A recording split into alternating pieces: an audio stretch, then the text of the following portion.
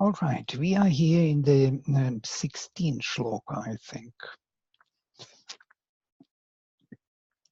I will take one shloka from before. Svayam evat manatmanam vetha tvam purushottama. We were dwelling on this. You know yourself by yourself, O Purushottama. Bhuta bhavana bhutesha. You are the one who causes every becoming. Bhutesha, you are the Lord of all becomings. Deva Deva, you are the Lord of the Lords. Jagatpate, or the Master of the world. Vaktum arhasi asheshena. Vaktum arhasi asheshena divya yatma vibhutaya. Yabhih vibhutibhih. Yabhir vibhutibhir lokan. Imantvam vyapyatishtasi. So you have to tell me, Bhaktum Arhasi, Asheshena, without remainder, Divya Atma Vibhutayah, your divine vibhutis, your divine manifestations. Yabhih, with the help of which, Vibhutibhih, this divine manifestation, Lokan Iman, these worlds, Tvam Vyapya, you having pervaded Tishthasi, are present. Having pervaded these worlds, you are present. Tell me about those vibhutis, how we can find you in this world. You remember he was mentioning before that this world is in him and not he is in the world, and it is also not like that. That is rather that his self, his being is supporting this world. And now he says, in the question he asks him, tell me those indicators, those manifestations by which you are present in these worlds. Yeah, it's quite interesting. So there are some forms or some indications, some energies or some quintessence, some essences, some essential presences in nature which can represent the divine. Not everything is the divine, but something is the divine more than other things. For example, the heat in the fire. He will say, I am a heat in the fire. I am the light in the sun. So that very quality for whose sake it was done, it was the whole sun exists for the quality of the light. That light is him. The sun burning maybe not totally him, yeah? The burning gas and all that nuclear, what is going on, it's not about that. It's about the light which is being generated in manifestation. So there are vibhutis, there are manifestations in the world. For example, beauty, or the expression of love, expression of sincerity or humility or courage. These are his qualities present in the nature. We can find them there. And these are the manifestations by which he is present, having pervaded this manifestation, is present in it. Katham vidyam aham yogin tvam sada parichintayan. Keshu keshu cha bhaveshu chintyosi Bhagavan Maya. How should I know you? Katham vidyam. How should I know you? Aham. O yogin. He calls him yogin, Krishna. It's Arjuna is asking. O Krishna, O yogin, how should I know you? Tvam, you, O yogin. sada parichintayan.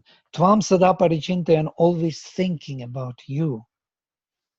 Keshu keshu cha bhaveshu, in what kinds of beings or states of consciousness, in what bhavas, chintyosi, you are to be thought, O Bhagavan, by me. In what states of being I should think about you, O blissful Lord.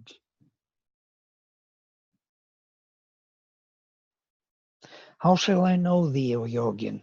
By thinking of thee everywhere, at all moments, and in what preeminent becomings should I think of thee, O blessed Lord? Vistarenatmano yogam vibhutim cha janarjana bhuyah kathaya triptirhi shrinvato nasti me mritam.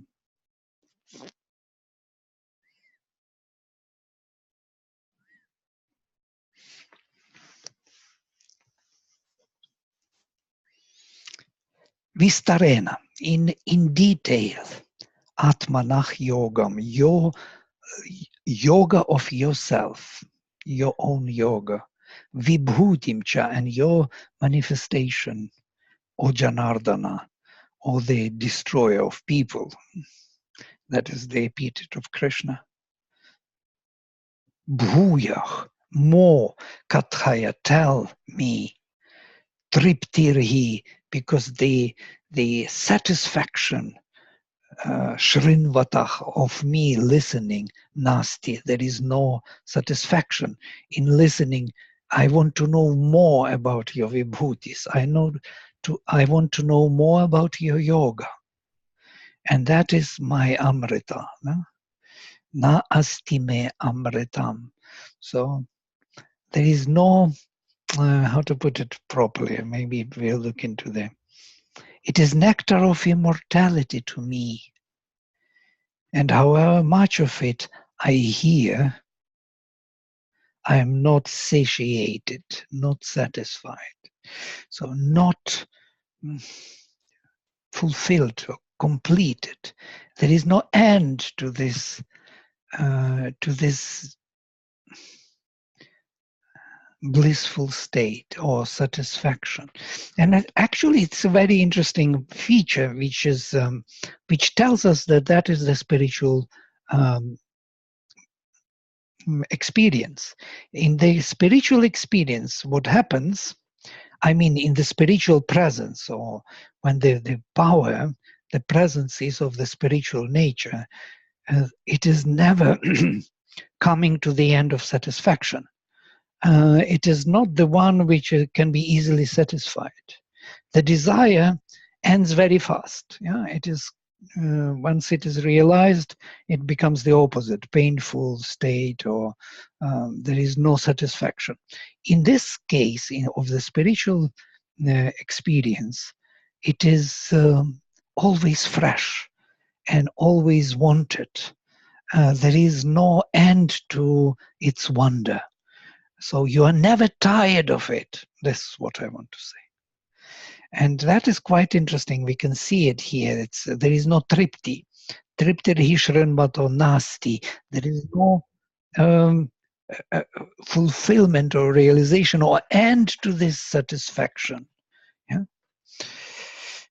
Hi. Juliet is joining us. Hello, Juliet. From the room, I can recognize that wall. Yeah, so it's not only that he is not totally finally satisfied with his explanation, but he says that that very way of dwelling on it and growing into the understanding how divine is present in nature is endless and infinite, and that is the immortality.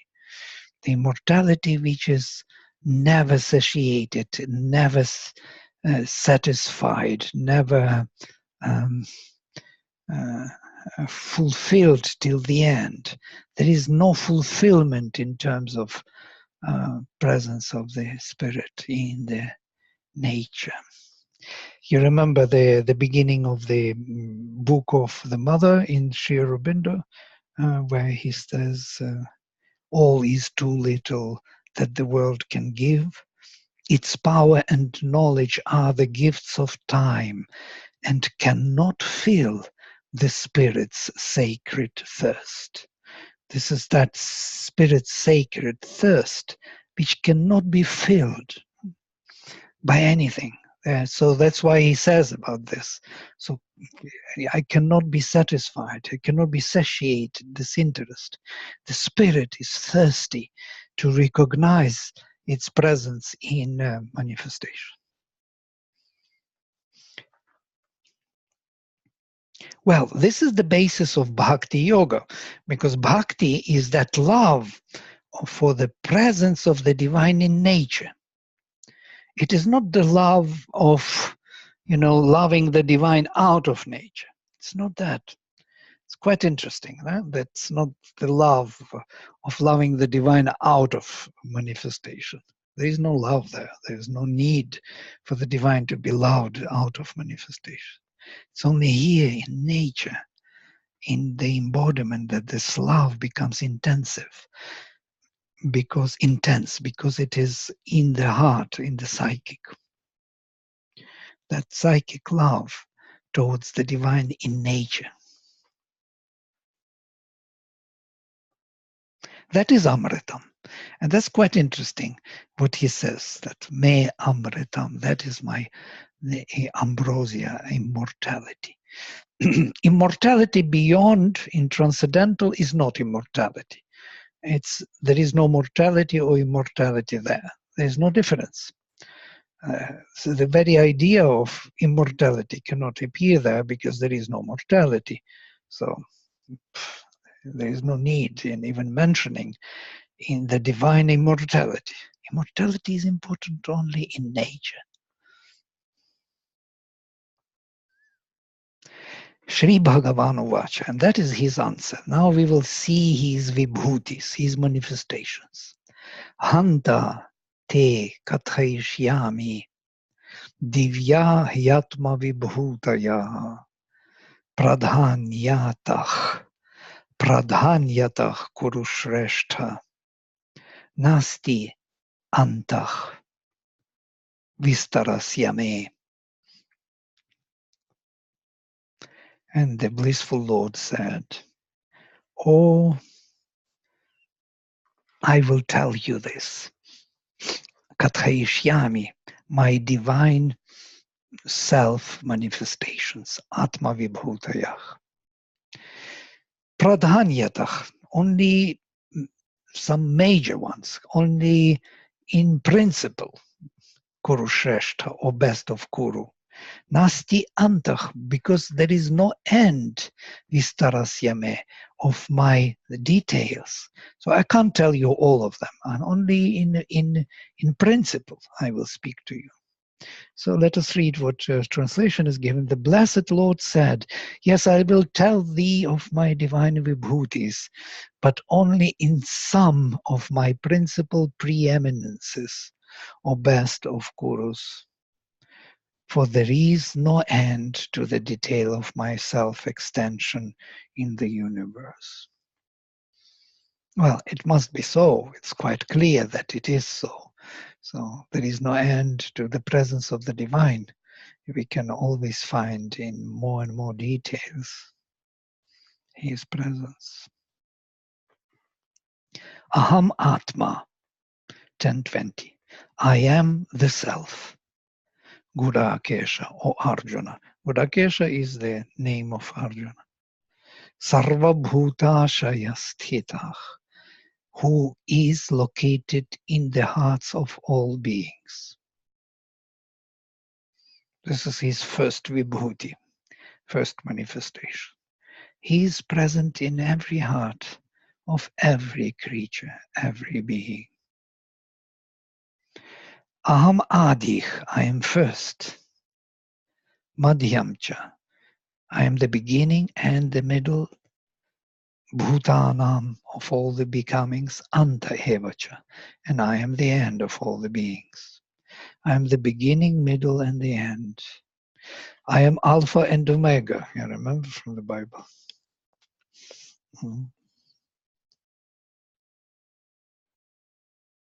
Adityanam aham Vishnu. Among Adityas, I am Vishnu. Jyotisham, among the luminaries, or among the constellations. Ravih Anshuman, I am the sun, full of light. Marichich Marutamasmi, I am Marichi among Maruts. Nakshatranam aham Shashi, and among the nakshatras, I am the moon. Well, what can be more essential? Yeah. These are the most essentials, yes? Among all the luminaries, he is the sun. Among all the nakshatras, he is the moon. Among Adityas, he is Vishnu. And this is interesting. So among Adityas, he is Vishnu, not some, I don't know, Mitra, Varuna, Aryaman, Bhaga, Amsha, Daksha, Amsha, and Surya. There are so many of them, but he is Vishnu. It shows already that we are in a different time period when Vishnu becomes prominent and is considered to be Aditya, one of the Adityas.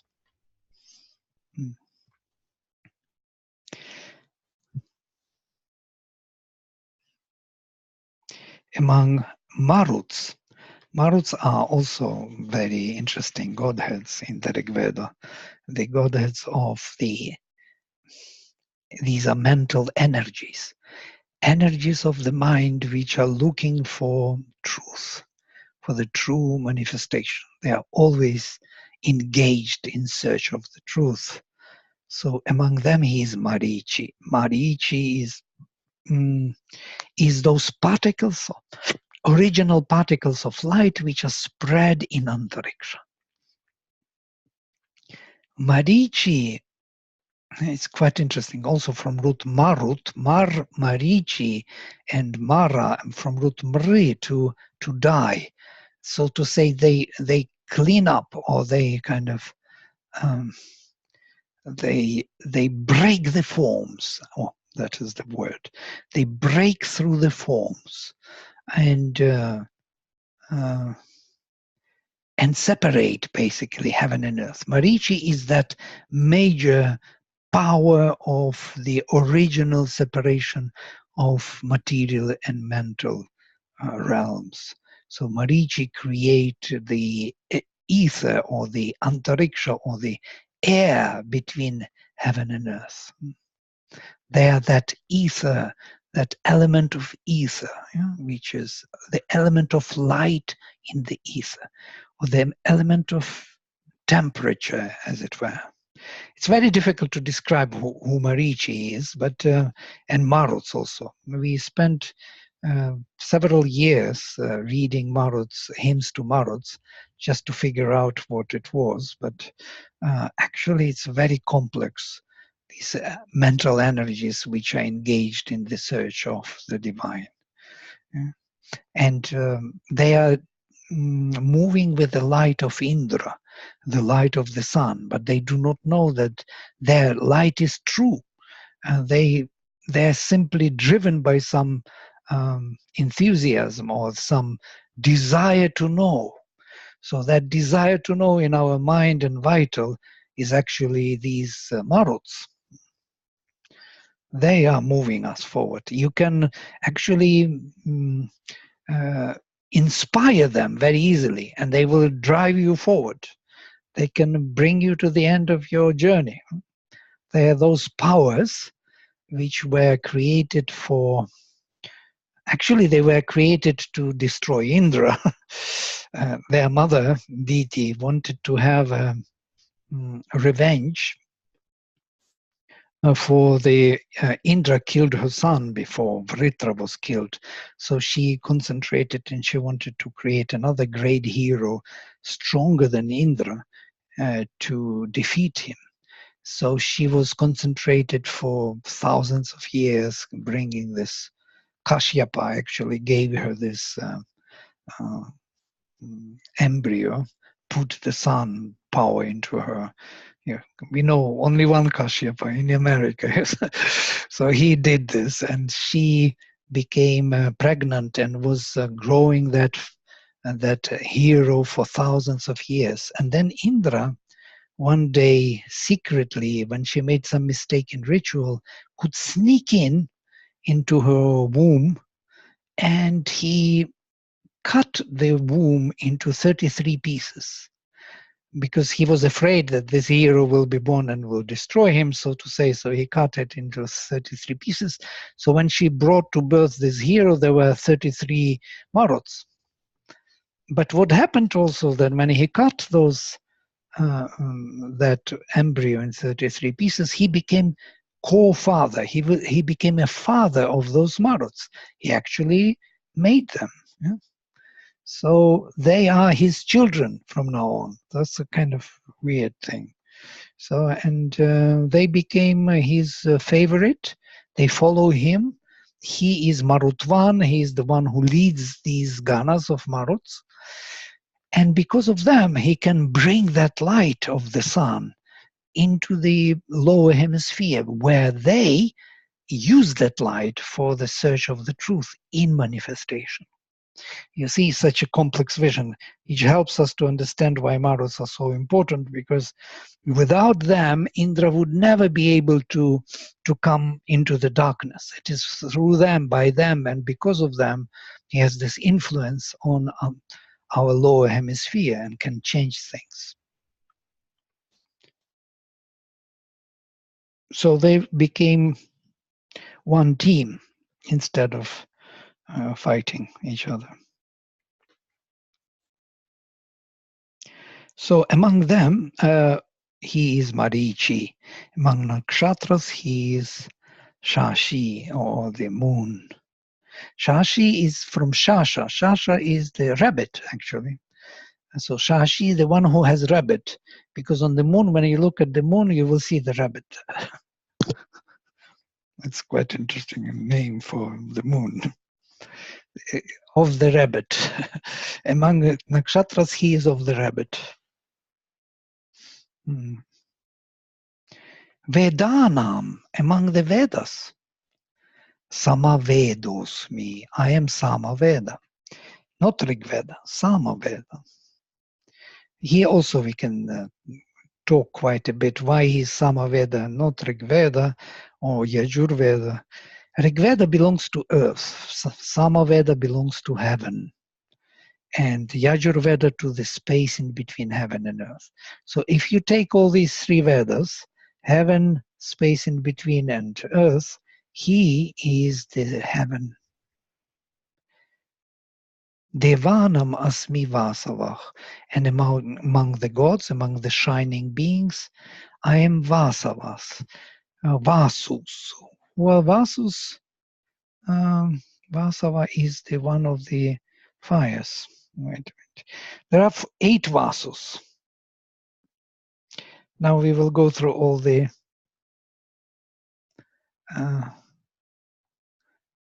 mythology.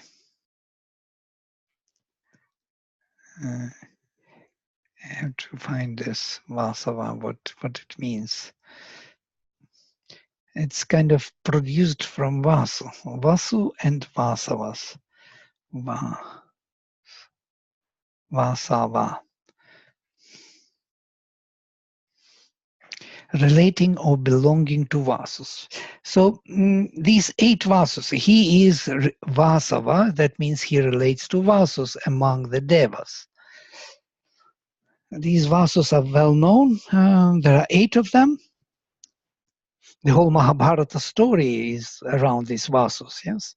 These Vasus were, they stole the cow from Vasishtha, and he cursed them, and they had to be born, and the whole story goes around. And then Ganga brought them to birth, and then she asked king not to not to argue with her. So every time she brought a child to birth, she came and threw it into Ganga. So king was very furious. So the eighth son, when was born, and she brought him to throw into Ganga, he couldn't bear, and he shouted at her that, "You wicked woman, what are you doing to my children?"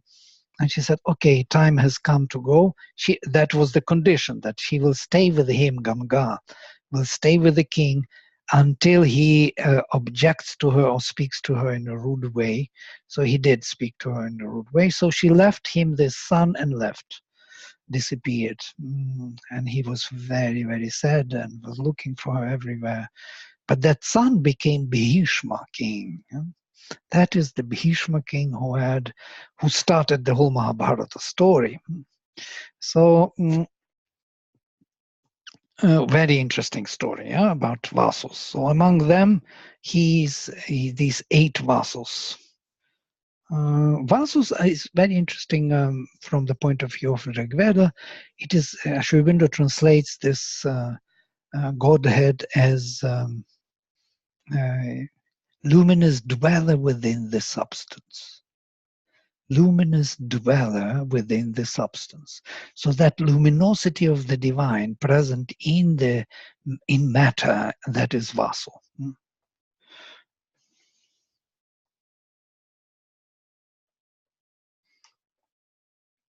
So among gods, among those luminous beings, he is Vasava.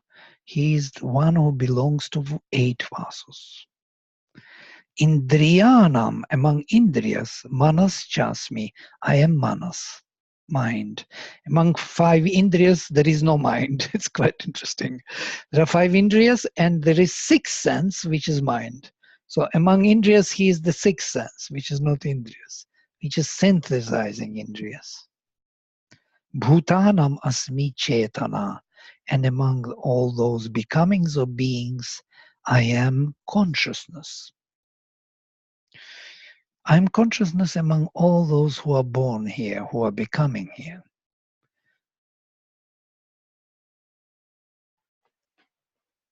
Rudranam Shankarashchasmi. Among Rudras, I am Shiva, Shankara.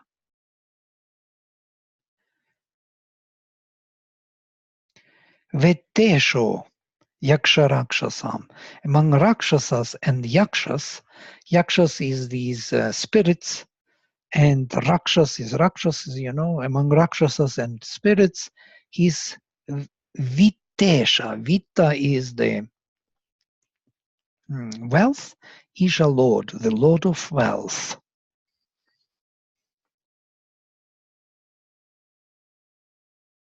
Vasunam Pavakasyasmi. Among Vasus, not among gods now, among Vasus, Pavakasyasmi. I am Pavaka. Pavaka means literally the purifier, or it's the name of Agni. Meru, the Meru hill or rock, or Shikharinam Aham. Among those who have the tops, I am the peak of Meru. It's the mythological mountain around which it's the center of the world, around which the whole world is being located. Now, these were mythological answers. Now we will come more to the naturalistic, for how it is in nature also. There will be more and more. The whole chapter is dedicated to what is he in nature. Purodhasam cha mukhyam mam vidhi partha brihaspati. Know me as Brihaspati among all the priests. Among priests, I am the central one of Brihaspati, or the chief Brihaspati. Senaninam, among the leaders of the army, among the generals, among the fighters. Skandhah, I am Skanda. Skanda is the son of Rudra, Shiva, the Lord of War, the war god. Sarasam asmi sagarach, and among those who have water, I am the ocean. Sarasam, Saras is the stream, literally. Among the streams, I am the ocean. Maharshinam Bhariguraham, among great rishis, I am Bhrigu. Giram asmi ekam aksharam, and among the voices or the words, I am one syllable. Ekam aksharam, that is Om. Among words, I am Om. Yajnanam Japa yajñasmi. Japa yajñosmi. I am Japa among yajñas. So Japa yajña, it is the whispering of the mantra. When you read, when you worship, I am worship among all the sacrifices. Stavaranam Himalayah, among all the steady ones, I am Himalayas. Among all the unmovable ones, I am the Himalayas.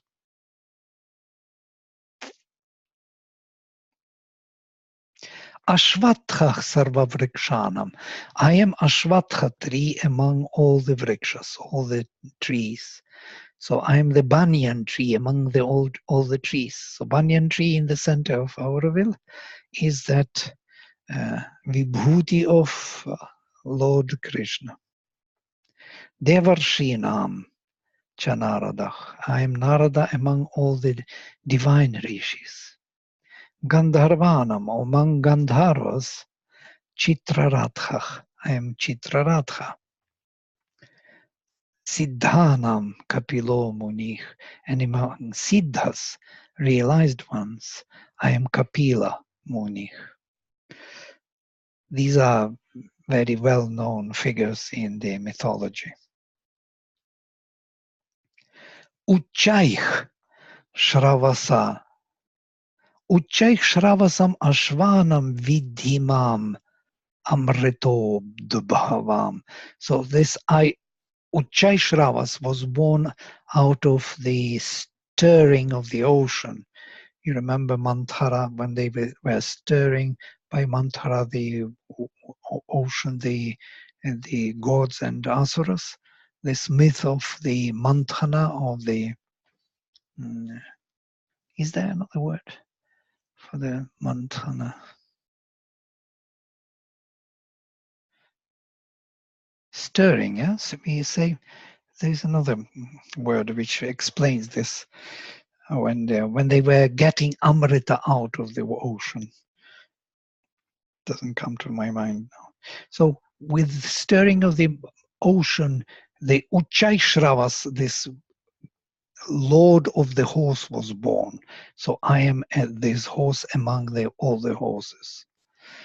Know me born out of the stirring of Amrita. Airavatam. Huh? You call it churning of Churning, the. very good. Churning, I was kind of lost that word on the way. Very good, thank you. Churning of the ocean. Yeah. Airavatam Gajendranam, among all the kingly Gajas, kingly elephants, I am Airavatam.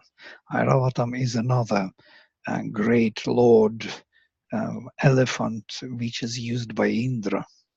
Naranam, Naradhipam, and among people I am the king. It's quite interesting that he is the king, not the Brahmin. Notice, he belongs to the Kshatriya Varna, not to the Brahmanas, not to those who bring knowledge, but those who bring power, who rule. By the way, all the Adityas are kings. Yeah, Adityas, or he is one of them. They're Kshatriyas, they are not Brahmanas. So among gods, there are also Varnas. Yeah? There are gods who are Brahmanas, there are gods who are Kshatriyas, there are gods who are Vaishyas, and there are gods who are Shudras. We have 4 Varnas among gods also.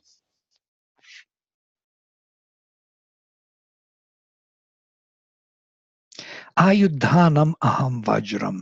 Among all the weapons, I am Vajra. That Vajra, which is discus, which he throws like lightning.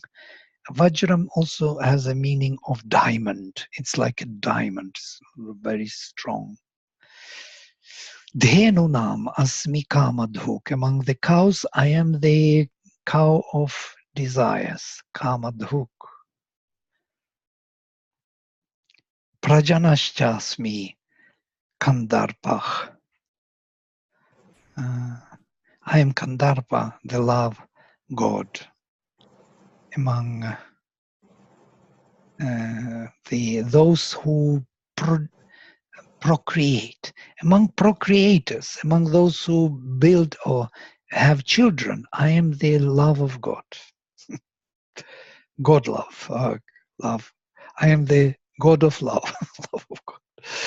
Sarpanamasmi Vasukih, and among all the snakes, I am Vasuki snake, that very snake which was churning the ocean.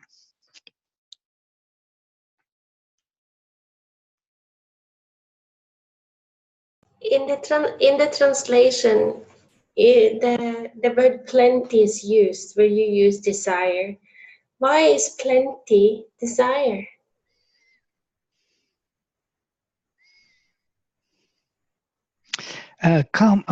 Yes, the cow of plenty. Plenty means kamadhenu is the kamadhuk, where you milk your desires, and that is plenty. Plenty. It will be always fulfilled. All your desires are fulfilled there, infinitely, without stop, without delay. Can you imagine such a state? What would happen to this world and you if you would be able to realize all your desires? And yet that that image is present in a number of ancient mythologies. To speaks truth about our desires. Yeah. This idea to realize all your desires is actually to realize a spiritual state of being, because only there these desires, all of them, can be realized. There's no other way to realize them, and they are never realizable. Even the rain of golden coins cannot satisfy the desires, Dhammapada says. There is no way that you can satisfy them without the spirit. Only in spiritual kind of finding you can be totally realized in terms of desires. To that extent that you remember when Vivekananda was going to ask for his desire to the temple, to Kali, because his mother was in difficult situation and he had to ask, as Ramakrishna said, go to Kali and ask, Kali will give. So he went to Kali temple and to ask for his mother, and then he came back and Ramakrishna said, so did you ask? He said, what? And that thing, I forgot. This is how it is, and you come to the divine, you always forget those things because the desires are already realized there. Then he sent him again. He again went and came back, and then again he forgot. He could not remember until he commanded him to write down. So he wrote down with a letter. So there was something material in his hand. Then he remembered what he had to ask.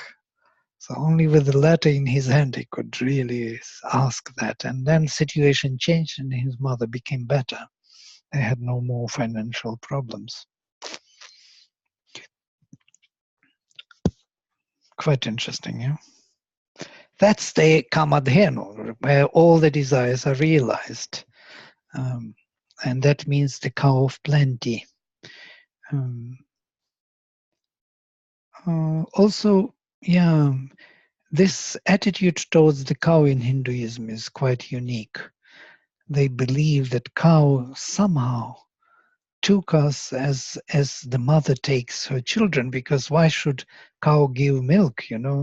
It gives only to the calf, and she gave it to us, continue to give it to us, to feed us as her children. And this kind of gratitude, or some kind of sense of gratitude, created or made this image so important for Hinduism. So Aditi is compared to the cow, to the universal cow who feeds us with milk. Milk is the symbol of knowledge and delight. Milk is knowledge, but then it can become butter.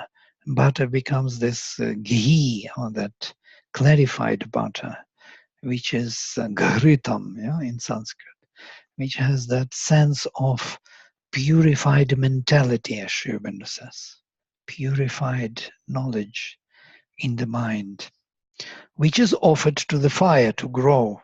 The divine will grows by that knowledge. So it cannot grow by some ignorance. But by what process does the milk become butter after the milk is given to us? Yeah, you have to churn it. Yeah, you have to, and then you have to make it to take the top of it, and then you have to burn it, to burn all water out of it, that it will be only ghee left. And that's why ghritam has a sense of hot or warm substance. I was thinking psychologically, not in practical term. Yeah, but that is exactly psychologically also. That's how they use the image. Yeah? So it has to be distilled, it has to be purified, it has to be churned. Yeah, the knowledge. It has to be this, and then it has to be heated up with the fire, with energy, and then it should change its substance. And that substance is what mental clarity is. So it's not immediately given. You can drink it and become nourished by it, because our nourishment, inner nourishment, is done by this milk of the. So it means actually that we have to activate our reason and to work on it. The knowledge we are reaching, it's not that when it comes, it's not distilled yet. It comes in a more universal and vague form. We have to take it and work upon it. Of course, yeah. And the same idea of a soma has to be distilled, purified, and then it becomes ready for offering to the gods, to the fire, or for kindling the fire, for kindling the divine will, to make the divine will grow in us. It is feeding the divine will in us, this kind of knowledge. We know it. Why do we do these studies? Actually, we are feeding this will. The divine will growing, this energy is growing within us, which brings us to discoveries, to discoveries every time. So this will is our purohitam, a put in front leader who leads us in our journey. So we always look for knowledge, and that milk, that soma, we are feeding our divine will within us for this journey. The moment we stop doing it, we feel very, very bad, sad, and depressed. We live only for maintenance of what we have. It is such a loss. It's like you stop moving. You begin degrading. You fall back. You lose your sense of being. You become like a machine. You live for the mechanical purpose. We feel this every time. The moment we break through, there's such an enthusiasm. Life becomes beautiful. Everything becomes meaningful. The moment we are kind of stabilized and we hold on to what is there, Slowly we feel we lose everything, all the meaning. We don't feed fire anymore. We don't bring knowledge to feed the fire. Okay, we stop here. It's number 29. We will continue from 29. About vibhutis of the Lord Krishna. I will close with mantra. Om Sarve Bhavantu Sukhinaha Sarve Santu Niramayaha Sarve Bhadrani Pashyantu Ma Kaschit Dukkha Bhag Bhavet. Om Shanti Shanti Shanti. Hari Om. See you.